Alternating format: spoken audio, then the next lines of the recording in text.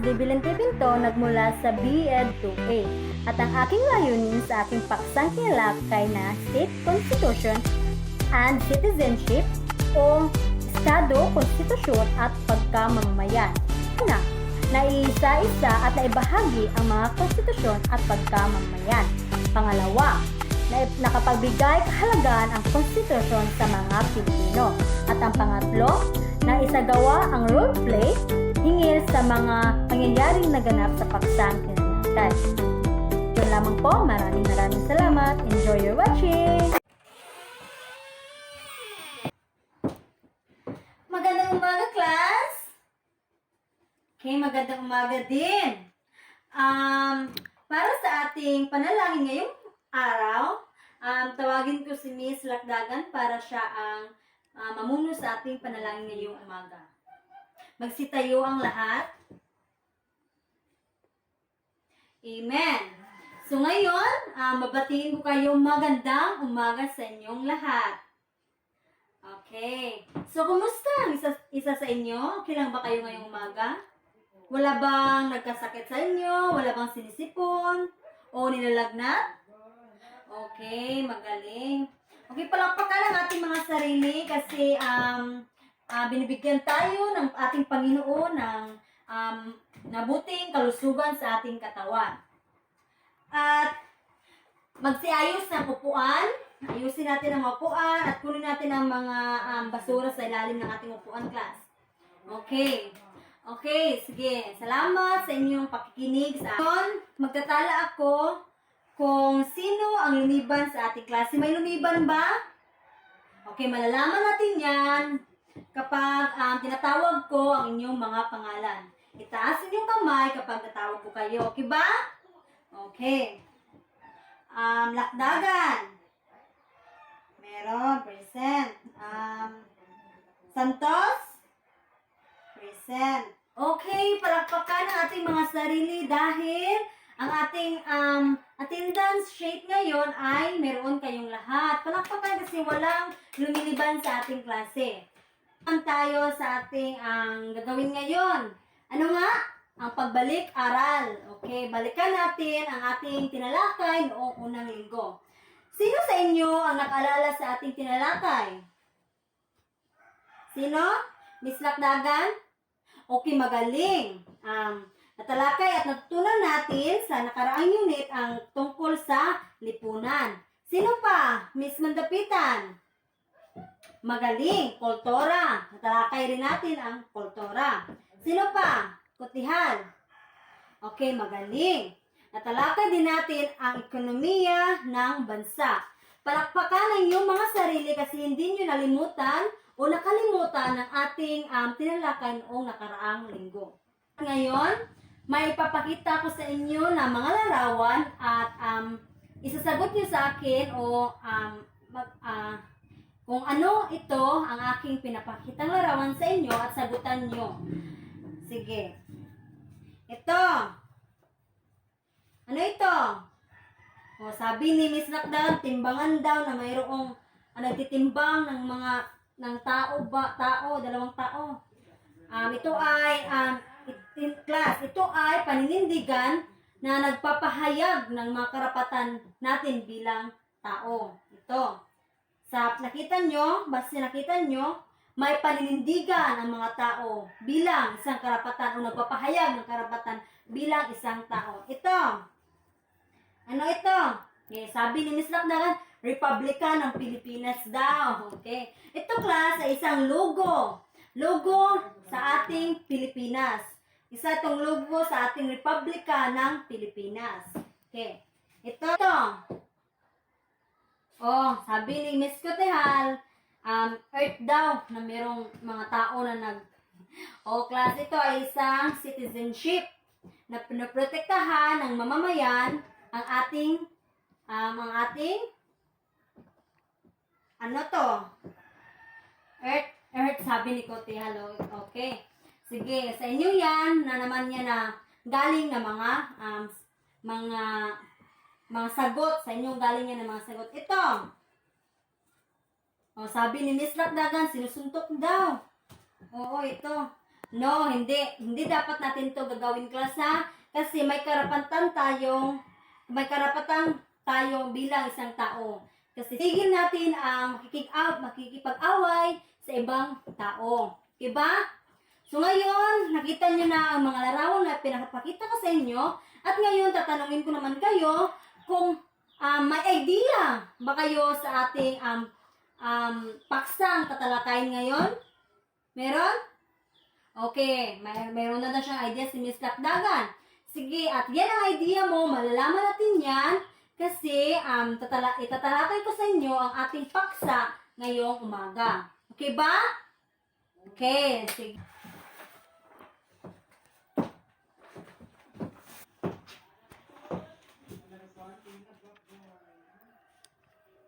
Okay, at sa araw na ito, ang ating paksang tatalakayin ay ang Estado, Konstitusyon, at Pagkamamamayan. Class, ibabahagi ko sa inyo ang Konstitusyon ng Pilipinas. Okay ba? Makinig ang lahat. Para ito ay mahalaga, dapat pagtutunan natin ito ng pansin dahil itong mga artikulo ito ay mahalaga ito para sa ating bansa. Okay ba? Okay, sige. Ibabahagi ko dito ang unang artikulo. Ang unang artikulo ay ang pambansang teritoryo.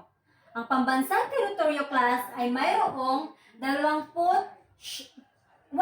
seksyon. Okay. Ang pangalawang artikulo naman class ay ang pahayag ng mga simulain at mga patakaran ng Estado. Ito ay may 21 seksyon. At sa pangatlong artikulo class ay ang katipunan ng mga karapatan. Ito ay may 5 seksyon lamang. At ang pang-apat na artikulo ay ang pagkamamamayan. Ito ay may 5 seksyon lamang. At ang susunod na artikulo ay ang pang-5. Ang pang-5 artikulo ay karapatan sa halal. Ay 2 seksyon lamang. At ang pang-6 na artikulo sa ating bansa, ito ang kagawarang tagapagbatas. Ito ay mayroong 32 seksyon. At ang pang-7 na artikulo ay ang kagawaran ng tagapagpaganap. Ito ay may 23 seksyon. Ang 8 artikulo, ito ay ang kagawarang tagapaghukuman. Ito ay mayroong 16 na seksyon. At ang artikulong pang-9, ito ang mga komisyong konstitusyonal. Mayroon itong 8 seksyon sa mga karaniwang tadhana. At mayroon din itong 8 seksyon sa ang komisyon sa serbisyo sibil. Mayroon rin itong 11 seksyon. Ito ay ang komisyon sa halalan. At mayroon din itong pang-4 na seksyon. Ito ay ang komisyon sa audit. At ngayon, ang pang-10 artikulo, ito ay pamahalaang lokal. Itong 21 seksyon. At sa pang-11 artikulo ay ang kapanagutan ng mga pinunong pambayan. Ito ay sundan naman natin sa 12 artikulo. Ito ay ang pambansang ekonomiya at patrimonya. Ito ay may 22 seksyon lamang. Naman tayo ngayon sa 13 artikulo. Ito ay katarungang palipunan at mga karapatang pantao.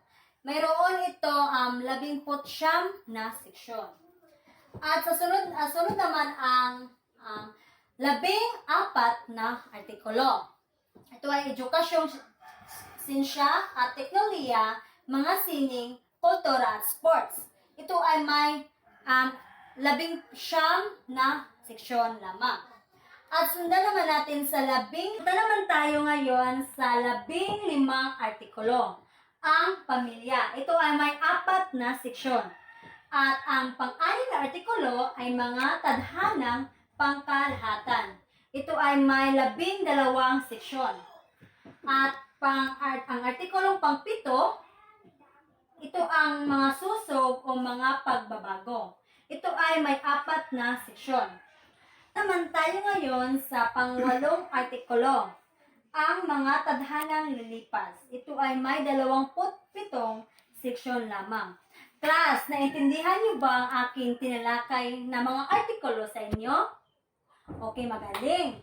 Kasi lahat ay naintindihan niyo ang mga artikulo na binahagi ko sa inyo at dapat natin itong pagtutunan ng pansin para kasi ito ay mahalaga para sa atin. Okay ba? Okay ba, class? Okay, magaling. So, sunod naman natin at tatalakay ngayon ang pagkamamamayan. O sa English, ito ay citizenship. Okay pa ba? Okay pa ba ang lahat? Okay, sige. Pagkamamamayan or citizenship sa English, mayroon itong 5 seksyon. Sa section 1, may 4 na sumusunod ay mga mamayan ng Pilipinas. Una, yaong mga mamayan ng Pilipinas sa panahon ng pagkakatibay ng konstitusyon nito. Yun ang una na mamayan ng Pilipinas sa section 1. Pangalawa naman ay yaong ang mga ama o mga ina ay mga mamayan ng Pilipinas. Yun ang pangalawang bahagi ng section 1. At ang pangatlo naman ay yaong mga isinilang bago sumapit ang Enero 17, 1973 na ang mga ina ay Pilipino na pumipili ng pagkamamayang Pilipino pagsapit sa karapatan ng gulang. Yun ang pangatlo sa bahagi ng section 1. At ang pang-apat naman ay yaong mga naging mamayan ayon sa batas. Yan ang pang-apat na bahagi ng seksyon na mamamayan ng Pilipinas. Sa section 2 naman ay ang mga katutubong inaanak sa mga mamamayan ay yaong mga mamamayan ng Pilipinas mula sa pagsilang na wala na kailangang gampanan anumang hakbangin upang matamo o malubos ang kanilang pagkamamayang Pilipino. Yaong mga nagpasya na maging mamayang Pilipino ayon sa section 1 sa gaya ng binasa ko kanina. At talataan ng tatlo nito ay dapat ituring na katutubong inaanak ang mga mamayan. Yun ang pangalawang seksyon sa citizenship o pagkamamamayan. Itong seksyon sa pagkamamamayan ay ang pagkamamayang Pilipino ay maaring mawala o muling matamo sa paraang itinadhana ng batas. Yan ang pangatlong seksyon sa pagkamamamayan. At apat naman na seksyon sa pagkamamamayan, class, ito ay ang mananatiling angkin ang kanilang pagkamamayan ng mga mamamayan ng Pilipinas na mag-asawa ng mga dayuhan, matangi kung ang kanilang kagagawan o pagkukulang, sila ay tuturing sa ilalim ng batas na nagtakwil nito. At ang panglimang seksyon sa ating sa pagkamamamayan or citizenship, ito ay ang mga dalawang katapatan ng mga mamayan ay salungat sa kapakanang pambansa at dapat lapatan ng kakulangan na sa batas.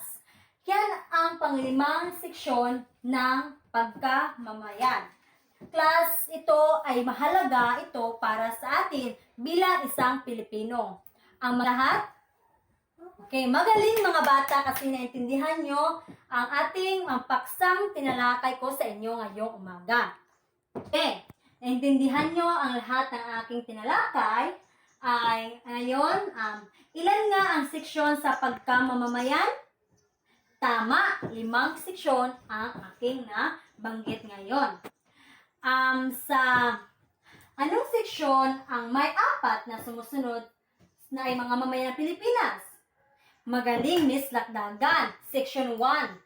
Doon ay nabahagi ko ang mga 4 na sumusunod na mamayan ng Pilipinas. Okay, napagaling nyo.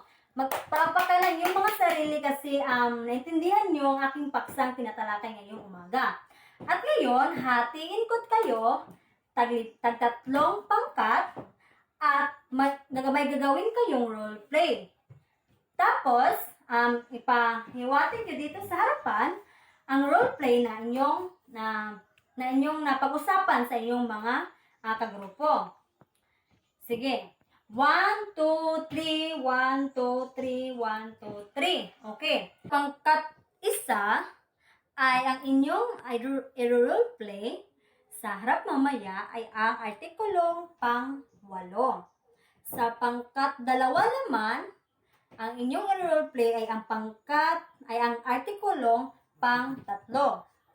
At sa pangkat-3 naman, ang iyong i-role play sa harap mamaya ay ang artikulong pang-4. Naintindihan nyo ba? Wala bang tanong?